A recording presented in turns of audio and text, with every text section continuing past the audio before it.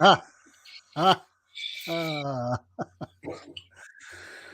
right. Welcome to another episode of Moped Outlaws, the show where we don't know what we're doing.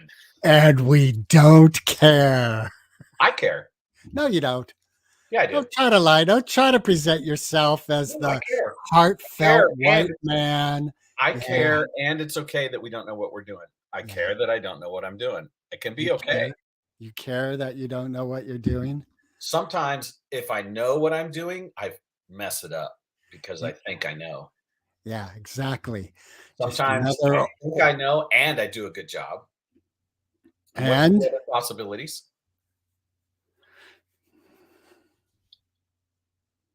I don't know.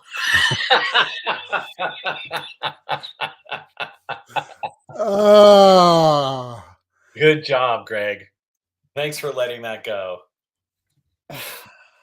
For those of you who can't see us, Greg is playing with his very beautiful wavy hair.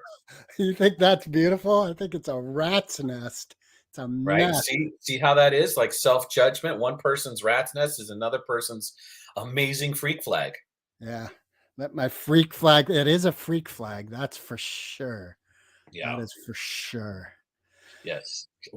So Art was on vacation this last week, so we have no idea what we're doing, what the show's about. We have no theme, no reason for being. He actually left me a voicemail. Fuck him. He's fired. I hope he takes that gun, sticks it in his mouth, and pulls the trigger.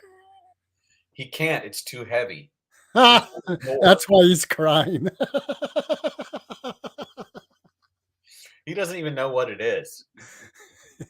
So who gave me this heavy piece of metal shit? I didn't sign up for. Welcome to the anger episode with Greg. Anger episode. Fuck you. Hey, Anthony Kiedis, is that how you say his name from Chili I don't know, Peppers? but I know who it is. It's the lead singer of the Red Hot Chili Peppers. Yeah, so he was just on Joe Rogan a couple of days ago.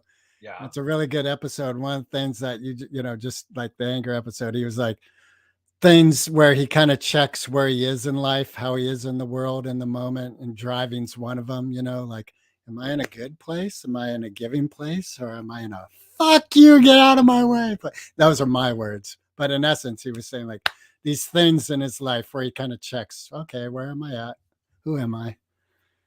And I know for me, driving's one where I'm like, fuck you. Who taught you how to drive? Yeah. There's something about getting behind the wheel that makes our mindfulness go out the window. Yeah. It's because so many idiots are driving. And I realize sometimes I'm the idiot, you know. Sometimes. Oh, nicely said. Look at that. Ka-choo! This is going to be the pinball episode. Ka-choo, ka-choo. There was a movie in the 80s called Repo Man. You remember it, right? Yeah, it was a There was great a great movie scene. with Bud and Coors. No, they were all named after beers, all the Repo Men. Bud and what else? Bud. But there was a great line in there that said, the more you drive, the stupider you are. There was another great line that was like, what about our relationship? Fuck that. See, there's so much brilliance in that film. People who, if you haven't seen Repo Man, tough shit. Good luck finding it. It's so good. And the soundtrack is so good. Yeah. I can't believe it's not more of a cult movie in the modern era. Like, I think Gen Z just doesn't know it exists. Oh, I think it's one of those movies where if you know, you know. Right. Like, that's where that phrase really hits home. If you know, you know. And if you don't know, go out and find a copy and watch it repeatedly. Yeah, I wonder if is it rentable on Apple? I don't know. I haven't tried. God damn. I'm going to try now. Okay. Come on, right now. Yeah, right now. Come on. Episode 71. Mark and I are going to react to Repo Man. Okay, I'm opening my Apple TV on my desktop. Look, you've got Iggy Pop, Circle Jerks. I think Jonathan Richman. No, who's doing Jonathan Richman. Yeah. Oh man, so many great bands. That soundtrack is just brilliant. We all got a duck when the shit hits the fan. Is that the Jonathan Richman song? No, that's the Circle Jerks. They do an acoustic version of whatever the name of that song is. 5-pound blocks of cheese, bags of groceries. We do whatever we can. We got a duck when the shit hits the fan. Wow. Bop a doo bop bop bop bop. I'm having trouble logging into my Apple ID, which is a bothersome thing. There you go. For those of you who are only listening, I will try to do a play-by-play of Mark logging into his Apple TV. He is now staring at the screen. He's picking up a can of soda. It's a Coca-Cola. All right, here we go. Let's find out. I'm in. He's in. The light is shining on his face, giving him a There it bat. is, Repo Man the movie. And it is. I could buy it for $15 or rent it. Okay, on so it Apple is rentable. TV. All right, so it's a rentable. $4. $4 to rent it. All right. Maybe I'll see if Jonah wants to watch that with me. I keep trying to talk him into watching movies with me, and he's like, yeah, maybe. Yeah. All these great movies of my past, like True Romance, American Beauty, Repo Man. I did get him to watch Natural Born Killers. We already talked about that. So you insist on wrecking your child's brain. To the best of my ability. That's what a parent's responsibility is. Maybe if you didn't show him Natural Born Killers, he'd want to watch more movies with you. Maybe he liked it. How is he going to support the American economic system mindlessly buying shit if he doesn't just get his brain flushed out of any knowledge? I thought that was sort of a given. What, that we would support the American economic system by buying useless shit? Well, that our brains would be flushed out of any knowledge. That's what school is for. Yeah. That's what I used to think it was for when I was a kid. Those poor teachers who really were doing their best to say, Greg, there's more to it than just rebellion and ignorance. My computer's getting very unhappy. Yeah, it is. You've frozen. Logging into Apple TV was not a very happy thing for my processing speed. But I think logging out itself, because I feel like you can see me dance. Hey, when's your birthday? Why? Because I think you need a new computer. And maybe well, Mark just left the building. So we'll see what his computer does. Well, so I'm here by myself. Moped Outlaws all by myself. Don't want to be low. Why am I getting an ad for Olay's Rapid Dry panty liners? That's interesting. And Universal Studios. I wonder what I was browsing that made the universe think that I am interested in. Let's not answer that question. All right. So Mark I better turn my phone on because he might be trying to reach me. And should we call him? Should we call him up? Hey, audience of none, what do you think? Give Mark a call? Let's do it. What the hell?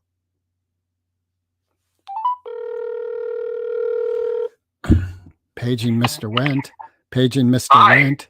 Mr. Wendt, can you hear us? Mr. Wendt. Mr. Wendt, where are you?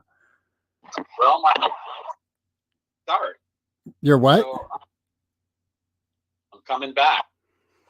You know, when Art takes a vacation, we fall apart, man. Well, that's true. It's brilliant. I'm loving it. I am loving it. can't wait for the next step. The open. The open what? The open what? Your phone's cutting out too. What is up with the technology in your house? I don't know. There Man. seems to be. Did you and Kathy like paint the walls with aluminum foil or something? No. Do you have newspapers wallpapered? Maybe the secret we realize. What? Your phone is cutting out. Are you rejoining the studio? Yeah, as soon as Your phone cut out as soon as you what? I can, I'm working. Speak. All right, I'm going to hang up because your phone's cutting in and out. All right, so there you have it. Mr. Went is going to join us when he can. We'll find out what happened. And yeah, it's very evident that when Art is on vacation, we fall apart. And who gives a shit that Art's a made up thing, that he doesn't really exist? Doesn't matter. He's on vacation and our show has fallen apart. And that's what's real. Okay. I think that's all you need to know. We are 11 minutes into it. And there's Mr. Went. We are 11 minutes into our podcast and we have no idea what's going on. And now Mr. Went has entered the building. So our studio audience of none would like to know what happened. Well, when I shut Apple TV down after searching for Repo Man, my computer restarted itself. So I put in a bunch of passwords, and finally the one that I had put in originally let me in. And then my computer restarted itself. Wow. But it did it like a soft reboot. It just kind of shut everything down and then opened it all back up again. That is weird. It is weird. So just so you know, that movie, Repo Man, it's really mystical, magical, crazy stuff. You got to go watch it. Because just even looking it up on Apple TV causes strange punk rock anomalies to occur. Yeah. And you think the suitcase in Pulp Fiction has mystery to it. Wait till you find out about the trunk. Yeah. Yeah. Yeah. Oh, yeah. My God. Yeah. Can you think of any other names of the Repo Man? All I can remember is Bud. And I remember they were all named after beers. No, I don't remember that part. Dang. I barely remember anything about that movie. Except how good it is. And the fact that it says the more you drive, the stupider you are. Yeah. And then Emilio Estevez is badass. And where the hell is Emilio now? Like, why isn't he acting still? Like, where did he go? He took on directing, and he's made 2 really good movies. One with his father, and his father goes on what's that Christian, like what do you call the thing? The Mecca, like it's like the Christian Mecca in Spain where they follow that trail. What is that? I must not be a good Christian. No, you aren't. And we were gonna talk about that. Spanish trail. I think you're insulting Muslims right now without really knowing it. Who am I insulting? Muslims. Well, God bless the Muslims who have their own. I'm not finding it. Anyway, there's a very infamous thing, and oh my God, Marcus, this episode is so hanging on by the threads, man. Like I am sure I'm purposefully being disruptive and bratty. You've got to realize that, okay? You know, announcing what you're being just takes away from what you're being, okay? Yeah. You could stick a pick in your eye. and, and you could stick a... Hey, so yes. How personal should we be on this podcast? Like usually you and I kind of hang out a bit before we start recording, but we didn't have a chance to do that today. And there's things about life I'm curious about. You mean how vulnerable do you want to be on the podcast? Yeah. Well, you can ask me questions. I can ask you questions that at any point we can either lie, choose not to answer, or tell the hot truth. Okay. Hey, did you ever know? No. our friend Craig Ellick, who lived with us up on the mountain. No, I don't think I knew Craig. Because it's funny, his wife Kathy was listening to a podcast of mine and the Live with Greg and said, "Hey, isn't that your friend Greg Wilker from the past?" He's like, "Oh yeah." And so we reconnected recently, and he and Mike Healy and I were hanging out yesterday at lunchtime, and it was really cool. I think we're going to do it again next week. And Where were you? we were at Casa Mañana on D Street. Yeah. And if any people are listening in Marin and you are totally unaware of the secret El Salvadorian restaurant that has been there since 1979 in this medical hub facility hidden away on D Street, you are missing out on one of the most joyful eating experiences of your life. And Mark's frozen again. You were frozen. No, you were frozen. All right, Ariel, don't start singing. Don't log into Apple. Wow. Apple. Anyway, did you hear that at all? Yeah, you basically did an ad for this really amazing restaurant because they deserve it. Have you been there, Casa Mañana? Yes, I have actually. On D Street, the one on yes. Yeah, it's fucking brilliant. Okay, have you ever had their mango, like, I don't know what you'd call it? It's a mango drink, and they put this like paprika spice into it, so you get this sweet, salty mango with this. I've had something like that, but I've never had that there. Oh, it's so good. Yeah. And it's just well priced, even with these post-COVID pricing we're all experiencing. Inflation, you mean? Is your phone? My phone just rebooted itself. What is going on? The Russians are hacking us. That's what must be happening. God. Oh, so is it going?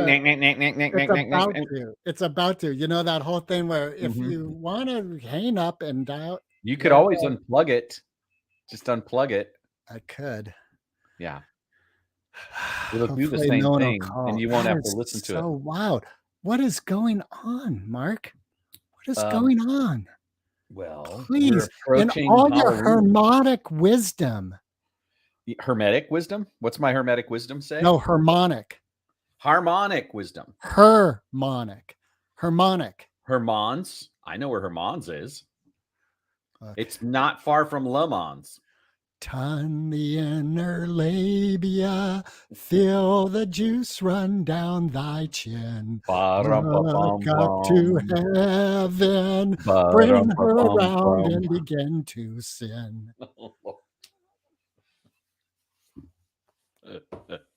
At least I'm laughing. I'm laughing. Man, I hear the sound of many podcasts switching to another podcast. Where's that Trail Church of Christ podcast? This is not what we were looking for. It's called a pilgrimage. I don't know what pilgrimage it is, but whatever. Let those people walk around dazed and confused as much as they need to. Exactly. Sounds like a really fun trip, actually. I'm always into a good hike. Yeah. Part of why I'm so exuberant and funny and good looking today is I went on my hike. Really? Yeah. Where'd you hike to? I went to Indian Valley 7-Eleven and got some Twinkies. No. Sorry, but Twinkies have things I can't eat. Not sorry. Not sorry. They have gluten. They have sugar. They have pseudo milk products. I don't even know if they're real milk chemicals. All right. So where'd you hike to? If you'd listened, you would have heard. No, I didn't listen. I didn't hear. Say it again, bitch. Indian Valley College, which was here in Terra Linda, and now that I think about it, maybe it needs to be renamed. Why? Why not? Think the people in India appreciate having a college named after them? I think they do. Okay. Oh, okay. Well, I never. Maybe it's just my stupid colonized racist mind that thinks it needs to be changed. Yeah, exactly. Or maybe it's the fluffy stuff under my lip that's getting in the way of my thinking. Yeah. My flavor saver is wrecking my demeanor. Don't they call that a soul patch? Yes, but you have to have a soul. Yeah. and I have eaten yours. Oh no! It was freshly barbecued and prepped perfectly. How dare you? It was delicious with a Chianti. You might get botulism. Oh, comes with the territory. All right, so you hiked from your house to Indian Valley College? No, I drive to the trailhead. And then you just look up at it, go, "That's nice," and drive back home. Yeah, I'm done. No, I hike for about an hour and a half. Nice. Yeah, it's down to. It's funny. It's the same hike, but now it takes me an hour and 20 minutes instead of an hour and 31. So, all right. And how far is it? Do you know? It's 3.5 miles. Nice. Good job. I average 2.2 miles per hour. I know because I have this little app that does the computation for that. Do you wear it on your wrist? No, I don't have one of those. I just have my phone. If I had the Apple Watch, then I wouldn't need to do all that because the Apple Watch does all that stuff for you. Yep. You know, everyone I know who has an Apple Watch loves it. And all of them say, like, I really didn't think it'd be that big a deal. And then I got one and I'm like, love it. I have a friend who is mountain biking on the mountain. Right now, as we're talking? No, he was. And he went over a jump that he wasn't really that prepared for. And he went over the handlebars, macked his head super hard, his shoulder, his arms, everything was bloodied. He had stitches in his face. His Apple Watch called 911 and his wife. And he woke up, his phone was, his watch was ringing. Wow. Hey, are you okay? His wife said, your Apple Watch says you're down. And he's all, I think I crashed my bicycle. Like the Apple Watch was on it before he even woke up from the crash. Wow, that's crazy. It was amazing. Yeah, and the potentially his life was saved, huh? Well, he wasn't in danger particularly. He wasn't going to die. Well, we don't know that. Well, yeah, we do, because the nature of his injuries was that he would have survived. I know this, but he was okay. Dr. Went. Yeah. I can be right about this one. Okay. And it's Dr. Love, all right? Not Dr. Went, Dr. Love. Call me Dr. Love. Yeah. And so it dropped a pin to his wife of where he was? It dropped a pin for the emergency response vehicles because he was up on a trail, right? Right. And they came up and they got him. They were up there in about 15 minutes, maybe less. Fucking A. Yeah, pretty cool. I don't know what it does if there's no cell service. What? I don't know what it does if there's no cell service. It cries. It just lays there and cries. Wake up! Wake you up! You're such a good human to be attached to. Wake up, Dave. Yeah, exactly. Mary had a little lamb. I can feel myself leaving. Dave, you don't have to do this.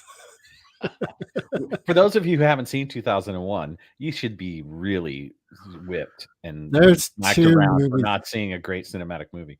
You know, I gotta say, I saw it as a teenager and I was fucking bored out of my head. And then I saw it like as a young kid, actually, probably around 11. Then I saw it as like around 17. I was like, holy shit, this movie's brilliant. Yeah. I slept through it the first 3 times I saw it. And then one day you were like, oh. Well, they finally let me out of the theater after 3 nights. Your mom came by. Hey, is Mark here? I was supposed to pick him up a few nights ago. I was busy. Surviving off popcorn and frozen thin mints, or what are those mint things? Those little mint candies. Yeah.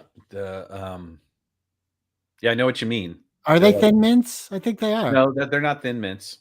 No. But they're chocolate mints and they're like little pebbles. Yeah, and they're frozen.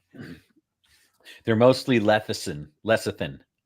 What's lecithin? Sounds like the ingredient in chocolate that keeps it from melting in, normal circumstances. Really? It's like a waxy kind of thing that helps the chocolate.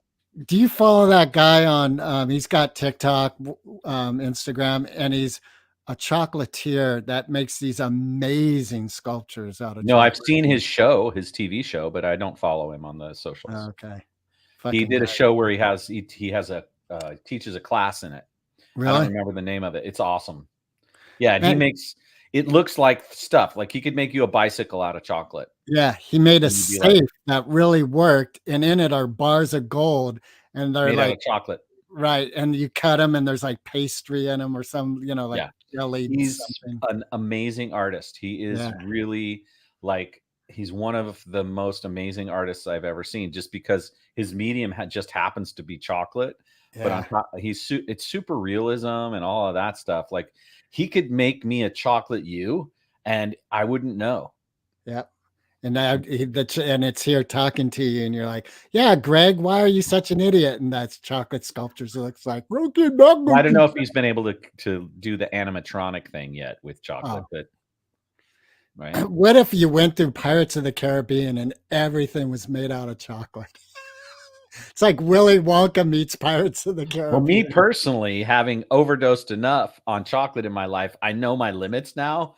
So after about one, 4-inch square chocolate, I would be done because I know what happens if I don't stop early enough. Hey, so how many days are you into no sugar, no white flour, no salt? Huh. Today's Friday. Yep. Sunday No, will it's be Monday. Yeah, it's Monday. It's 2 weeks. 2 weeks exactly. Pretty much. I started on a Sunday, so. And have you noticed anything about your physique, your mood, your anything with your life? Well, aside from my erection not going down ever, no. That must be nice for some people in your life. No, I lost 6 pounds. Really? I'm funnier. My general mood is much better, and I've actually come to crave the things that are when at first I thought of as challenges and things that would be really hard for me to let go of. So, for instance, I crave my hike now, and at first it was really hard. Like it took an hour and 35 minutes the first time I did it, right? And now I'm down 15 minutes. But You still doing the cold I plunge? I don't crave gluten at all. Like the other day I did a thought experiment. Like I cleared the period of time in the initiation process where I wasn't obligated or committed. My agreement wouldn't be violated if I ate gluten. Mhm. And I went to the bakery. There's a really amazing bakery here in Novato, Rustic Bakery, they're called, and they make the most amazing French pastries. And so I went there and I tested myself. I looked at all that amazing stuff on the counter, and I walked out with a decaf Americano, which doesn't have any dairy in it either. Right? Boom. I was like, I don't want this. I have no desire because I could feel, myself just so invigorated and so alive. And yeah, I'm super stoked that I'm continuing to follow the protocols. I've altered them slightly, which I allow myself a little bit of legumes because I love hummus and I love, right? So I'm going to have a little bit of legumes. I had to buy a special protein powder for my shakes because it had pea protein in it. So when that runs out, I'll go back to the pea protein one. And I've had a little bit of dairy. What did I have? I had like a little bit of Parmesan on a gluten-free piece of pizza the other night. Yeah, but I haven't had butter. Butter's a big one. I love butter. Like when I make scrambled eggs, I love making it with butter. I like butter on bread, and I haven't had any butter in the same amount of time. So no sugar, no flour, no butter. There's a butter that I found. It's the Japanese woman who's up in North Marin or Sonoma who makes vegan cheeses and dairy supplement products. She has an oat milk butter. Her name's like begins with an M, I forget her, and it is so good. It tastes like good butter, and the consistency, If you like the taste of butter, I highly recommend this product. Well, what I realize about myself is that I don't feel a strong need to eliminate dairy for the rest of my life. Like these other things I feel are powerful decision commitment to not having gluten and not having it's called the GLADS protocol: gluten, sugar, alcohol, legumes, dairy, and yeah, it's all that. So I never drink anyway, so the alcohol piece is like just a piece of cake for me. The dairy is probably the one that's going to stick around the longest because I really do love dairy. Like there's just things about it that I think appeal to me, and I think it's because I wasn't breastfed as a young man. So I don't. I'm literally. I did some research about this, and there's a thing that if you weren't, then as an adult, you should probably have it. That's You the should probably justification. have. That's the Sure, all the justification. dairy cows I are did some really. internet research that gave me the answer I wanted. That's so funny. There's this funny TikTok, and it says, this girl, she goes, "When I tell you that I read it and it's true, what I mean is I saw it on TikTok." Wait, what are you saying about me? Is Yeah. this vulnerable and transparent enough for you? Is this what you meant when can we talk No, about we're you? not deep enough. You know, Okay. I think all the dairy cows are really supporting that research that you found. Yeah, Mark, thank you for taking away our calves. Thank you very much. We're loving this. Eat all the cheese you want, you little white fucker. Wow.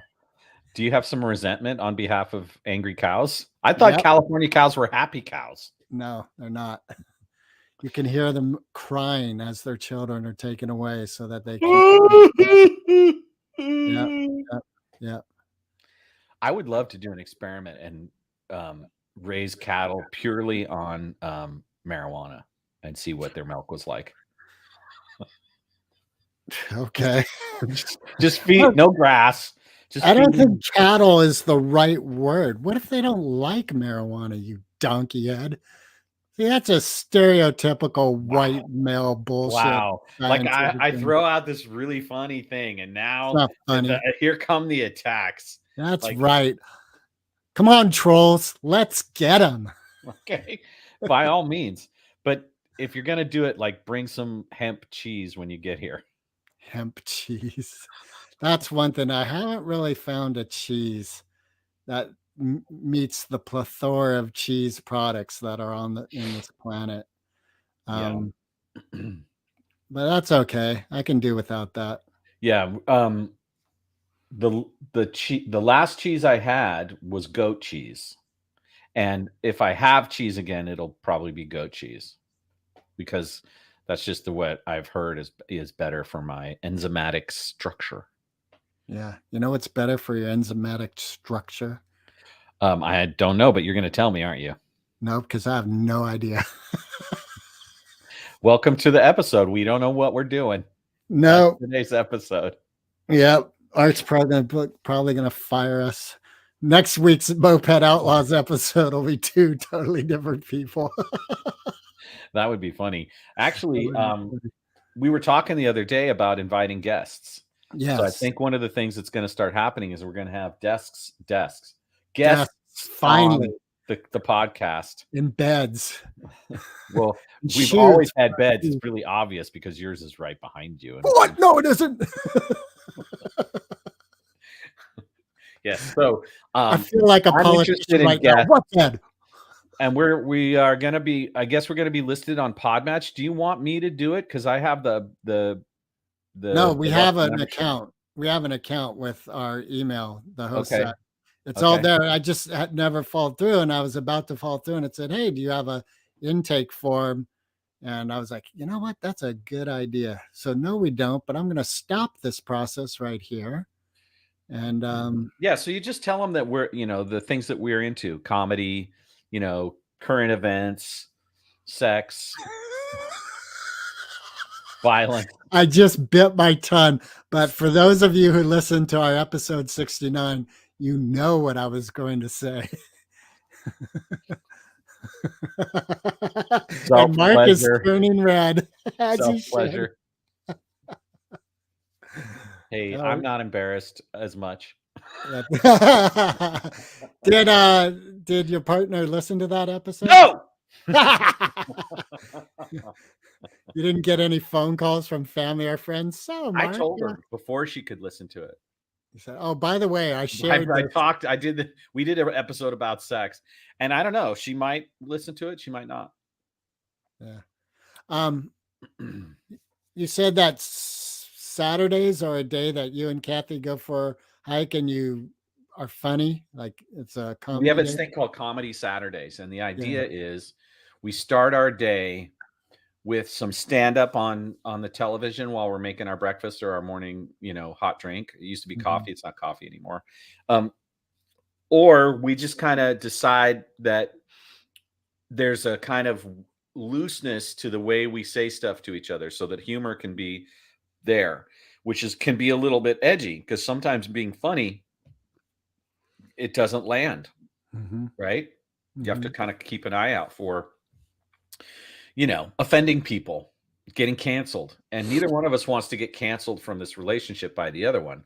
But at the same time, we say funny stuff. And Saturday's the official day, but it's started now to kind of bleed into other things. Nice. Yeah. Nice. And she was telling me the other night that she was noticing how a lot of her colleagues and other people she meets, they talk about their relationships and that it's a lot of difficulty for them and they feel that a lot of challenge around it. And she's looked at me and she said, and there are people that are mean, like their partners are mean to them. And I'm like, yeah, that's awful. And she says, I'm so glad we're not mean to each other. And I'm like, well, maybe we should start Mean Wednesdays. Not if it's going to bleed over into other days. I mean, obviously. And she said, all right. And so we were jokingly mean to each other, which ended up just being hilarious because of course neither one of us are that good at being mean. She's better at being mean than I am. And I acknowledge that to her. But then again, I'm vicious and there's this spectrum, like it goes mean, mean, mean, mean, mean, mean, mean. And then there's vicious. And the thing about vicious is once you go there, there's no coming back. Well, there is coming back. Vicious is burning the house down. No. Yes. Sometimes it's got to burn down so that it can rise up again anew. Okay. Got it. Anyway. Yeah. So, I do my best to practice being funny with her so that I can be here and be funnier. What are you doing to improve the show, Wilker? Letting art live. Letting art live. Yeah. Nothing because you were born like so ridiculously funny. I mean. Well, look at me. I look funny. No, that's not what I meant. You play the straight man so well that no one can tell that it's a joke. The straight man so well. It sounds like I'm gay. Well, did you see that? Something you want to share with the audience, Greg? Yes, I'm going to steal this joke from Norm Macdonald. I am a deeply, deeply closeted gay man.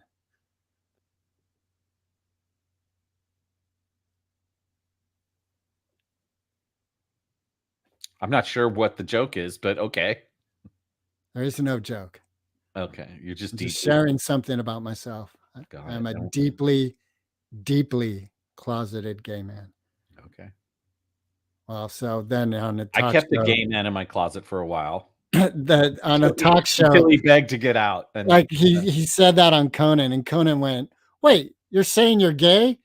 And he'd go, I'm not gay. What do you mean? I'm not gay. And Conan was like, wait, you just said you're a deeply closeted gay man. Have you seen that? No, and I blew it with you. I could have done that, and it would have been all funny. right. It's all right. I was too deer in the headlights confused. That's all. Art isn't here. He hasn't been able to prep us. We're on our own. And obviously, when we're on our own, we need to, don't do it. Don't fucking share it.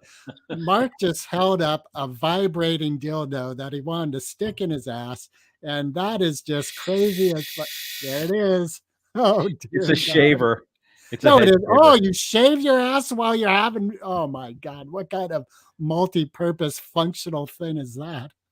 Wouldn't that be funny if there was a two, what do you call those, double dildos with a shaver, like it did all these things.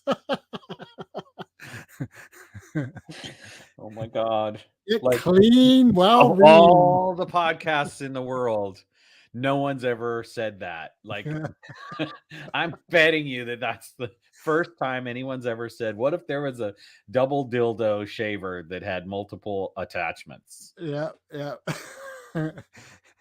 Get reamed Well, and what if, cleaned at the Greg? same time. What would we call it?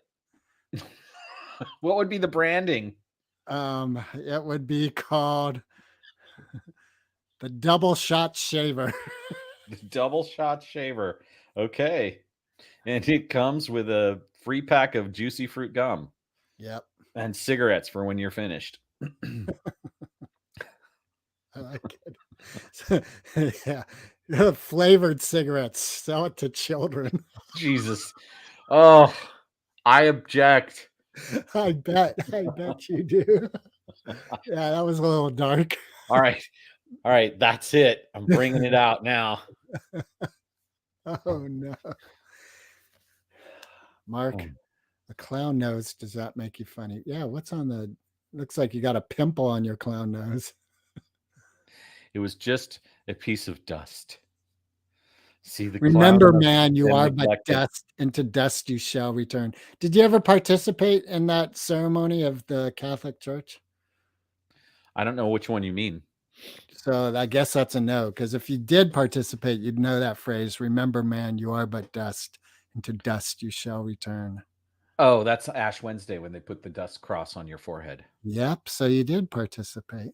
No, actually, I've seen it, but I haven't participated. Where'd you see it? You just went to church, like a friend invited you. Hey, do you want to go watch Ash Wednesday with me? Yeah, sounds So fun. there's rules in the Catholic Church. And so if you haven't gone to confession and you haven't done your penance, then you're not supposed to receive the Eucharist and you're not supposed to get the ashes. Really?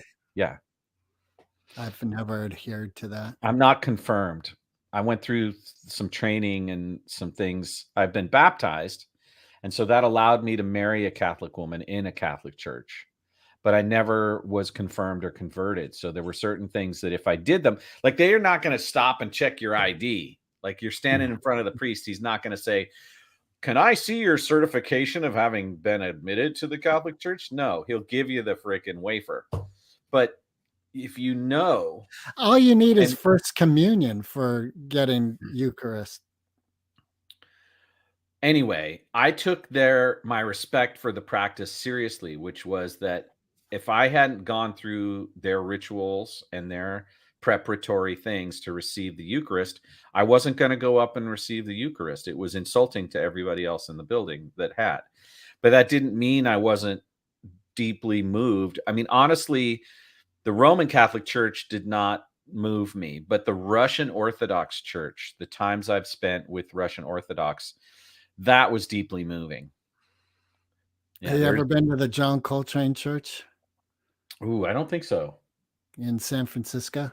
I don't think so. I went to the Jimi Hendrix Electric Church when it was there. Yeah, that was kind of wild. It was kind of wild. It was a little bit like of a tourist thing when I went there. Well, after a while, at first it was like, here's a bunch of cool stuff I collected.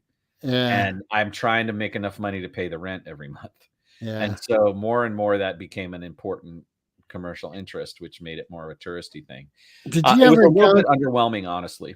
Yeah. Did you ever go to the museum on East Blythedale? That guy that had all that crap and he drove those cars that were covered with things. I forget what it was called. Oh, I don't think I went into the building, but I remember seeing the cars driving around. And that's where the boho house was on East Blythedale. Like that, his place when it got sold and redone, and then the bohos moved in there. Yeah. The bozos. The bozohos. The boho-nos. Yeah. Yeah. Color me gone. Yeah. Yeah. What a great time in our life. We are so lucky to have experienced that amazing, amazing galvanizing brotherhood and sisterhood of, frazzled reality.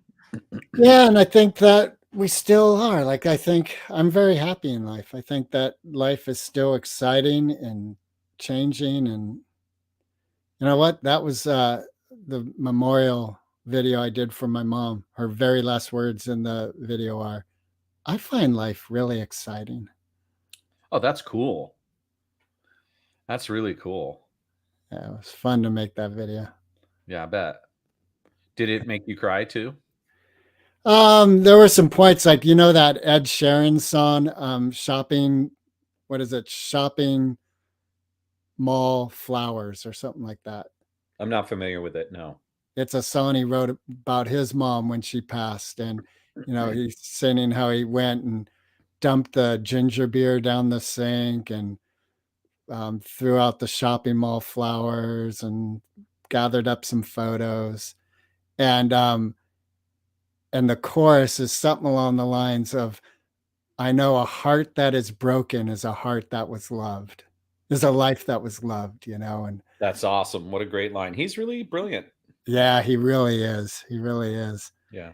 It was awesome that they picked him for that movie about the Beatles when that guy, no one knows the Beatles exist. Did you ever see that? Oh, yeah. Yeah. Yesterday it's called. Is that what it is? Yeah. Yeah. And Ed Sheeran and that guy have that sawn off competition. And Right. And the guy kicks his ass with Beatles tunes. well, they were like doing really well, neck and neck. And then I think he broke out. No, I forget the song. I was going to say yesterday. No, I think it was the Lawn and Winding Road or something. Ed's like, all right, you fucking won. Which is, when you think about it, that's kind of egotistical of Ed at all to consider like, oh, 4 or 5 songs in, I'm still competitive. Right. Well, And he's a great songwriter. yeah. But is You know, he? Yeah, yeah, you're right. yeah. You're right. I'll just shut my mouth right now. Okay. Ed Sheeran, if you're ever listening to this, you are a great songwriter. And thank you. Hey, have you ever heard oh shit, I just forgot her name. Who's the blonde girl that writes songs about all her ex-boyfriends? Oh, I Taylor know Swift. who you mean. Taylor Swift. Swift. Yeah. So have you heard her song Lover? I don't think so.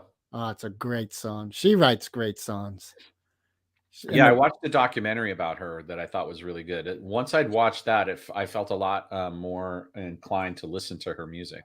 I saw her in concert once with Robin and one of Robin's friends, and it was brilliant. Why do we think Yee went up and did that speech to her? What did she do to him? He's a fucking wacko, man. You know what? I think he's a great example of someone who thinks they're a fucking god, and that's just flying too close to the sun and your wings melt and you crash, man. Yeah. And then someone else did it to someone else as well. Another person. No, she got dissed on an award show by the presenter as well. Well, I know Miley Cyrus presented oh dang it, who's the girl who sings Anaconda? God bless all these people. Anyway, and she talked shit about my, you know, like she's like, "What's up, Miley?" You know, like apparently they had some, but Beef. it's yeah, but it also, I know that this woman likes the drama, like she plays the drama as part of her getting press, and she's good. I like her songs. I can't think of her name because I'm an old fart. Yeah, and being dramatic isn't enough to be memorable. Yeah, so I like her music. Right. It only took you 10 seconds to remember Taylor Swift. Swift. Right. Well, I can picture. She did, you know, God, Nicki Minaj. That's it. Yeah, so Nicki Minaj threw shade at Miley in an awards show a couple years ago. I forgot what I was going to say. Wow. Welcome to We Don't Know What We're Doing, episode 71. That's the title of our show.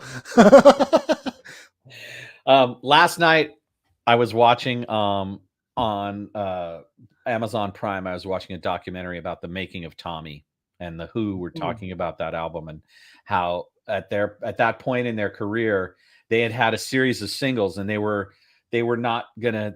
Pete Townsend was coming up empty as far as writing singles goes, and they were all thinking it was going to be all over. Wow. And they went all in on this rock opera, Tommy, and it saved their bacon. Wow, that's wild. And it's really great. Quadrophenia come after or before? I'm not enough of a Who historian to be able to tell you. You know, do you know a quick one? Did you see what I did there? Who story? Yeah. It wasn't anything. Okay, you didn't really need.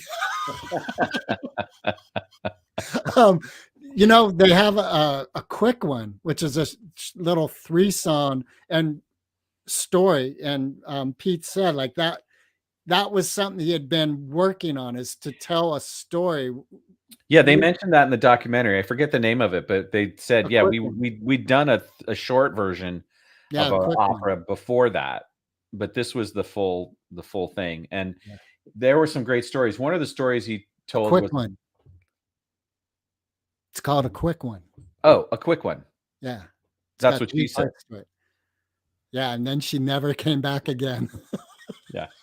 Anyway, so Pete Townsend was telling this story about how when they were recording Tommy, he was worried that he would have to record the vocals because he wasn't sure Roger Daltrey was going to be able to inhabit the melody with enough vulnerability and enough presence on the ballads and stuff. Right. And he got to the studio one day and they played See Me, Feel Me, Hear Me. Yeah.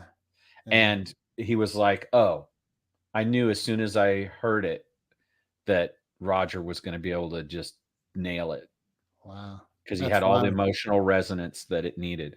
Check this out. Anthony Kiedis, in this interview he did with Joe Rogan, was talking about Under the Bridge, one of their most brilliant songs. And at the time they were working with Rick Rubin, and he and Rick are hanging out, and, you know, he's showing him stuff. Rick's like, okay. And so, well, you know, what else do you have? And Anthony's like, well, there's this thing. It's not really a song, though. It's a poem I wrote. It's not anything really. And Rick's like, well, let me see it. And, anyway, Rick encouraged him to see it. Rick's like, that's your fucking best song. That's great. And Anthony's like, no. Rick's like, bring it in the studio. Show the other guys. So it's Anthony was saying, like, without Rick's influence, that song may never have been created. Yeah, Rick Rubin has made a tremendous impact on American popular music. He really has. Beastie Boys, you know, the list just goes on and on of the people he's worked with. One of my favorite pieces of media this year was the series he did where he sat down with Paul McCartney and listened to those old Beatles tracks, and pulled them up, and they talked about the mixes and stuff like that. And it's been like 6 months since I watched it, and I'm like, oh, I'm going to go back and watch that again. Like, that was such a great thing. And you can tell the love and compassion and respect that he treats people with. He's got this Buddhist, like, there's a reverence, a spiritual reverence to the way he handles people that's really great. And at the same time, you can also tell that he doesn't blow smoke. Like, he doesn't suffer fools, and he won't lie to his, you know, his artists. He's just like, he tells it like it is, which is a really interesting combination: true authenticity, and then also compassion. Yeah, that's what Anthony and Joe were both saying, because Joe had just had Rick on a few episodes ago, and they were both saying that the guy's magic. He's just tapped in, and he doesn't deal with the minutia. He just keeps focusing on the magic of life. He knows it's there, and that's what's interesting him, and that it's real. And I love the Beastie Boys story about how they worked with him, and it was early in his career. You know, and he was just a college dude who hung out in an apartment, and like they hung out with him, and he was like, well, let's do this and let's do that. And, you know, I may be remembering this incorrectly, but my understanding is he was the first one that suggested they play their own instruments, even though they were terrible at it. Well, they were punk rockers first and playing shitty instruments, and then he might have, I don't know that sort, but I do know, like, one of the things that got him into record producing at all, he didn't even know it was a job. It didn't exist. but he was into the hip hop scene at the early days. And he said the records that were coming out were made by people who didn't know hip hop. They knew soul and R&B. So they had this slickness that then you'd go to the club and it was hard, you know? And he's like, where's that edge? So when he first hooked up with this one guy who was a rapper, he's like, let's, you know, he wanted to record and capture that authenticity that he was hearing in the clubs. Yeah. So just to let you know, Art, we're calling Rick Rubin to see if he wants to produce a podcast. Yeah, because fuck you, man, to going on vacation, leaving us out here to hang. And by the way, does anyone know Rick Rubin's number?